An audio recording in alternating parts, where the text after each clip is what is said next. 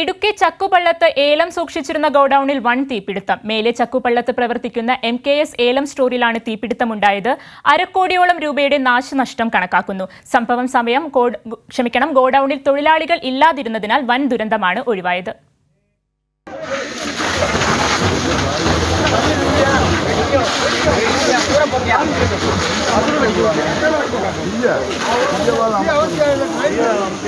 ഇടുക്കി ചക്കുപള്ളം പഞ്ചായത്തിൽ മേലെ ചക്കുപള്ളത്ത് പ്രവർത്തിക്കുന്ന ഏലം ഗോഡൌണിന് മുകളിൽ തീ ആളിപ്പടരുന്നത് കണ്ട തോട്ടം തൊഴിലാളികളാണ് അഗ്നിബാധയുടെ വിവരം പുറത്തറിയിച്ചത്. ഉടൻ തന്നെ ഗോഡൌണിലെത്തിയ സ്റ്റോർമാൻ മുരുകൻ തീ ആളിപ്പടരും മുമ്പ് തന്നെ ഉപകരണങ്ങളും ഉണക്കാതെ സൂക്ഷിച്ചിരുന്ന ഏലവും നാട്ടുകാരുടെ സഹായത്തോടെ സുരക്ഷിതമായി പുറത്തെത്തിച്ചു.